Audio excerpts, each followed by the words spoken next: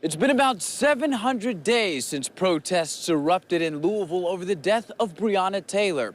Those protesting were demanding justice. 700 days, and the message remains the same. Our goal, our family, our end goal is accountability for Breonna Taylor. A goal Taylor's family set in March of 2020, and they've been battling ever since to get it. Right beside them are many in the community, even when at times it's become unsafe. I made a promise to the family. I made a promise to Bree. I'm not gonna stop till she gets justice. Because as Denorver Garrett puts it, justice for Bree is justice for everyone who looks like her. We just want to be treated equally. Although the event was meant to remind people there's still a long road ahead, the crowd of dozens remembered Taylor by letting balloons off into the sky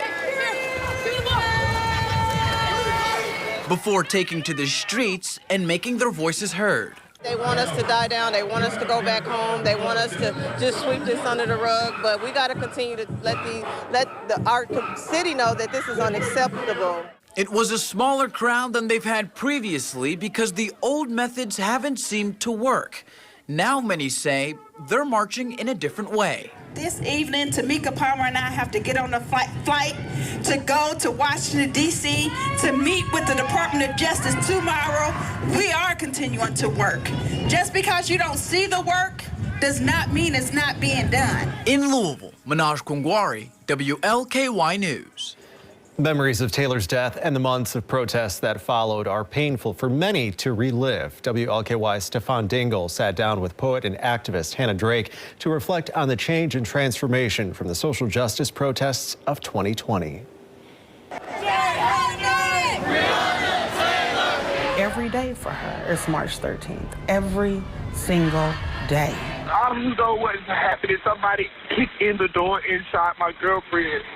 The tragic shooting death of Breonna Taylor awakened the consciousness of the city and the world.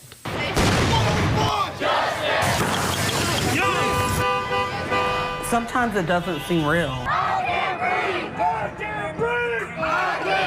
Sometimes it doesn't seem like this happened here.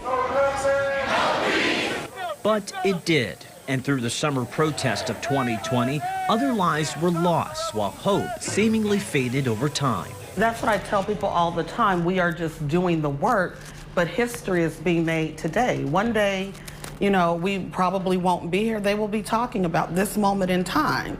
You know, this moment in 2020 that was like this resurgence of a civil rights movement. 2 years later, archived in the Roots 101 African American History Museum, the almost poetic shadow of history lines the walls. A fight for change that so far has produced the largest settlement in Louisville history to Taylor's family, along with several reforms within the Louisville Metro Police Department, many of which the effects have yet to be seen. Really, outside of Breonna's law, I really don't feel like anything has changed. It hasn't made me feel any safer in the city, any of the reforms. If anything, I'm more concerned. Poet and activist Hannah Drake has never been short of words in the fight for change. Change that she believes starts with better policing and thrusting the city forward with officers making themselves a part of the community. We need the police, and there's a way to police in community. I believe there are people that signed up to be police officers that simply want to do the job and do it the right way. Those are the type of officers that we need. Drake says while people scream for reforms, the real answer is transformation. Even 2 years later, she says the black community, along with the family of Breonna Taylor, continues to be re-traumatized by the night of March 13th and summer protest. We, the jury, found the defendant, Brett Hankison, not guilty. Especially after a recent verdict cleared former LMPD officer Brett Hankison of 3 counts of wanton endangerment for shooting into the apartment of Taylor's next-door neighbor. As a black woman, I thought, okay, so the wall has more value, more importance than a 26-year-old black woman. That makes a statement. A statement she says makes every march, every protest, and every tear shed worth the fight for justice, even when it doesn't move as fast as many would have liked. She reflects on Taylor's mother, Tamika Palmer, who says she wishes it didn't have to be Breonna's face at the forefront of this movement. To see her daughter's face everywhere, to hear her daughter's name everywhere, that her daughter must be the face of this movement. But why? The why will only be answered with time. But as Drake describes what she calls a long-term stain on the city of Louisville, she says it's not done in vain.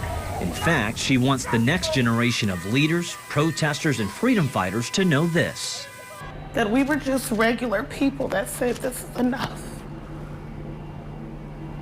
And you don't have to be famous, or be a lawyer, or have any degrees. All you have to do is say it's enough. Stefan Dingle, WLKY News.